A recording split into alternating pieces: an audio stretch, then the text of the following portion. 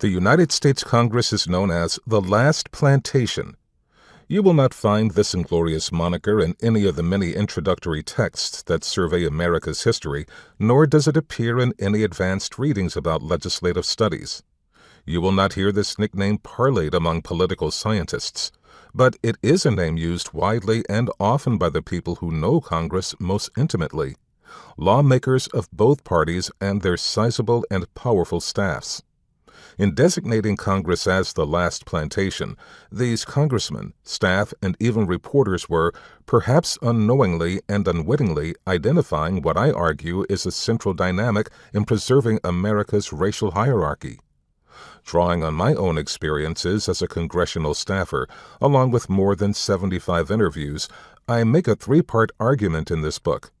First, that racism and race have formed and maintained a racial hierarchy in the heart of our nation's most important lawmaking body. Second, that congressional staffers substantively shape legislation and policy outcomes that are largely underplayed, unappreciated, and overall absent in the literature. Third, and relatedly, that the racial hierarchy within the congressional workplace, combined with the outsized power of congressional staffers, plays a significant role in instantiating white supremacy in federal law and throughout American politics. While the existence of this congressional plantation is in some ways glaringly obvious, members of Congress are overwhelmingly white, their aides equally homogeneous, and low-paid service workers are mostly Black and Latino, this hierarchy is in other ways quite invisible to the American public. The structure and ethos of Congress make it convenient for congressional workers to be invisible, obscuring their identity, labor, and existence. These staffers work behind the scenes writing legislation, organizing hearings, and maintaining the Capitol.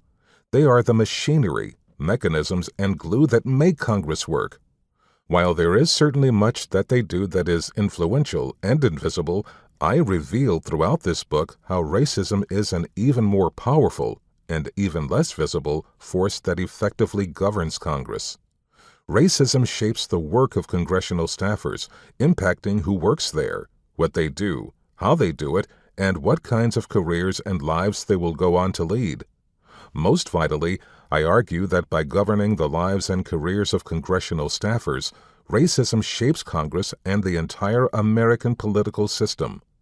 The result is that racial inequality is an inherent part of the daily work of Congress, and it meaningfully shapes the work Congress does, the laws they pass, the deals they broker, and the lived realities of the American people.